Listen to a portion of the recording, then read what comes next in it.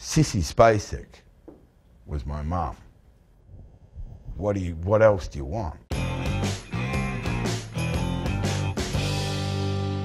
The Year My Voice Broke. It was going to be a telly movie. It was called The Year My Voice Broke. It was actually called Reflections at that time. That was its working title. And Trevor Leishman was kind of like the town bad boy. Trevor would steal cars and drive around and around the racetrack until the car ran out of petrol, and then you know, the cops would be sort of standing there. This was in a country town, and they would be standing there waiting for him to run out of petrol and trying to arrest him.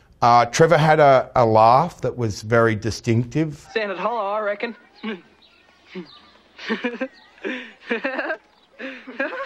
Which was John Digan picking up on my sort of, at that time, kind of like silly kind of laugh. Like, that's the film that you know, made it so that I made films, basically.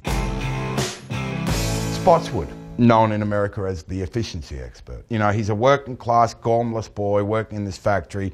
He wants to kiss the pretty girl, but he doesn't quite know how to do it. It has the distinction of being Toni Collette's first film. It's one of the early films with Russell Crowe in it. And of course, it has Anthony Hopkins in the film that he had made immediately after he made Silence of the Lambs.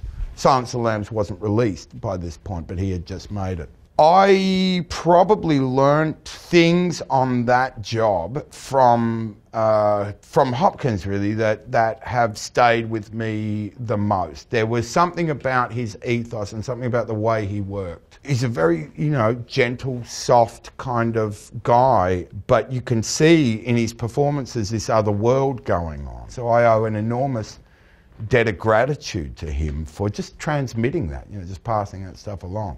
More than anything else, that's what that film means to me. Mullet. I like Mullet. I like Eddie Mullet a lot. Eddie Mullet is a guy that comes from a small town, just wants to leave all these idiots behind him. Goes off to the city, burns out in one way or another, and returns home to this sleepy fishing town.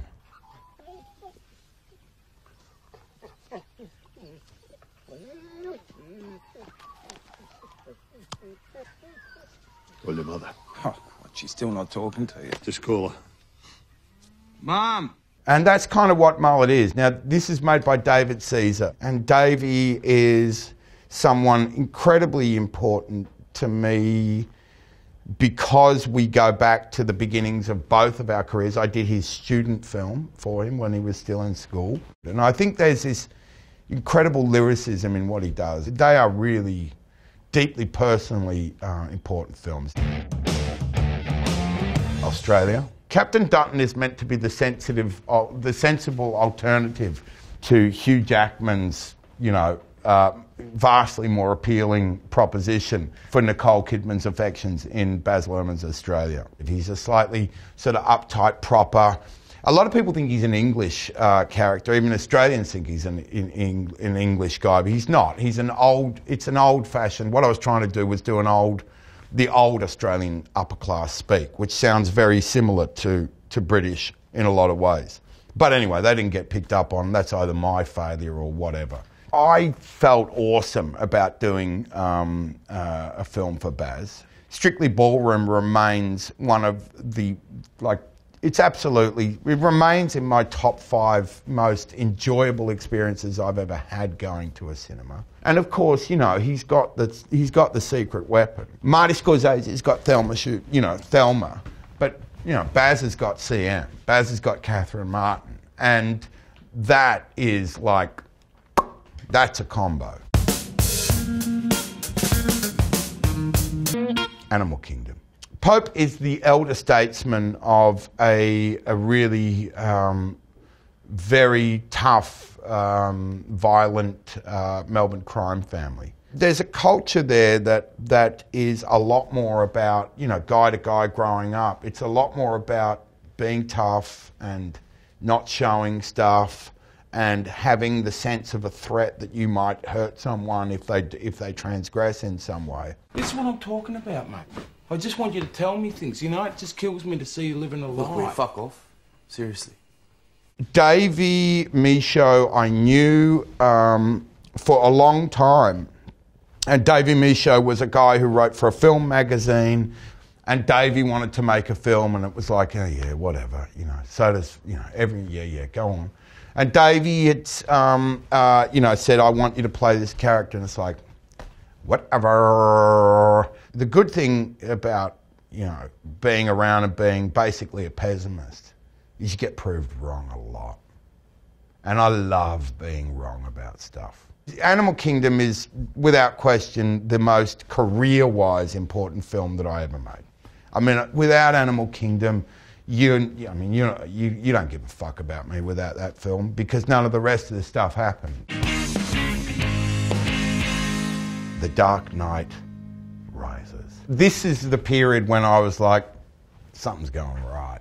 Something's really, really going right. This meeting will now come to order. You know, I'd like to point out that we have a non-board member here, which is highly irregular, even if his family name is above the door. Bruce Wayne's family built this company. And he himself has run it Into the ground. That was the first time I'd ever been on a film set of the biggest movie being made on the planet Earth at that time. And I was like, oh, it's just like, it's pretty awesome. I don't remember much about Daggett. I don't particularly care about Daggett in one way or another. You know what I mean? I went in, I flipped a couple of burgers, I tried not to disgrace myself. That was basically, you know, there's very limited, you know, stuff. There's some boardroom stuff going on in there, and then there's all that stuff of I've hired you to, you know, to be my, you know, my guy, and please don't, you know, oh, you're going to hurt me? Oh, this is kind of confronting. But I remember just being on set with, like, you know, there's Christian Bale, there's Gary Oldman, there's Morgan Freeman, like. And what I really, really, really, really remember having reinforced is this game's exactly the same. Doesn't matter if you're making the crappiest, most down and dirty, shitty kind of indie that no one's ever gonna in the world see, or you're making the biggest movie on earth. Bloodline. I was skeptical and I was touched and I was, you know, a little bit chuffed that these guys came to me and said, listen, we want to make a series, about, you know, the black sheep of the family. And we want to kind of investigate that dynamic and what it is in a family, and, you know, and they're going to kill him. You know, I'll never get another Danny Rayburn. You know what I mean? Like, you do one of those guys. In fact, there's a few of these guys. You're never going to get them again. I'm never going to get another Pope. I'm never going to get another Trevor Leishman. There are certain things which, for whatever reason, everything kind of forms up, and the thing in and of itself hits people. You know, people take it into their hearts. It becomes part of their life. They talk about it. They enjoy it. You sent a load up the same highway that I did, unless you took a detour. Did you take a detour?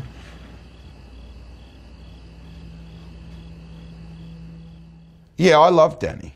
I love Danny. Rogue One, a Star Wars story. Middle manager as principal villain. It's an interesting idea. I have peddled the line, and I will continue to peddle the line, that he is the man that built the Death Star, even though there's a very strong argument that Mads Mikkelsen's character may have. But, you know, fuck it, right? I mean, you get a chance to claim you built the Death Star. I'm taking it. I'm running with it. Star Wars. I mean, you know, I went there. I watched that film as a kid in Melbourne, in the city. Star Wars was just like huge for me. Gareth, he approached me in this sort of super secret meeting, and I went to the top of some Beverly Hills hotel and sat on the thing, and he said, you know, I want you to play the villain in this upcoming Star Wars movie. And I was like, really? And I had to keep a lid on it for like forever. I mean, when Darth Vader turns up on a set, yeah. Director Krennic. Lord Vader. Ready Player One. That's the best screening of a film that I've ever been to in my life. South by Southwest screening of Ready Player One in Austin. The first time anyone ever got to see that film in the public. That is the wildest experience and the best experience I ever had watching a film. Miss Spielberg and Kate Capshaw's wife had seen Bloodline and were fans. And so essentially it's Bloodline that gets me Ready Player One. When I got them to meet with Spielberg, you know, look, I'm a fan of, you know, I grew up, I love all this stuff. You know, I still feel like a kind of a fanboy nerd.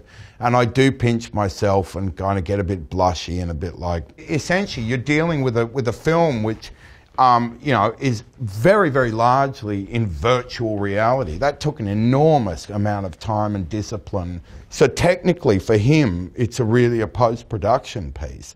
But what it meant for us in terms of the capture stuff is really kind of as usual, but in this sort of white blank space where you've sort of got to play tendy, you know, pretendy, about what's where and what not.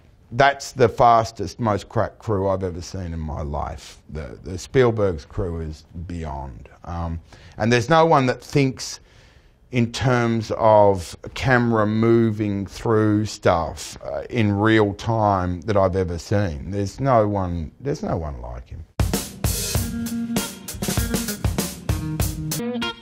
The sheriff is really, you know, modern political speaker, kind of as, you know, as villain. But, sir, surely the church... It's a law and order issue. I'm the law and order here. I can't afford to lose another penny. So, it's been a bit since your last confession. My conscience is clear. He's a modern kind of political, populist-y type of, you know, operative sleazebag dude, you know? Power, money, give it. It's really the way that Otto talked about what he wanted to do within the world of Hood that was kind of like the hook. And the world of Nottingham in this piece, which is an origin story, we're going to teach you things about Robin Hood you never even knew. Cheap for the price of admission.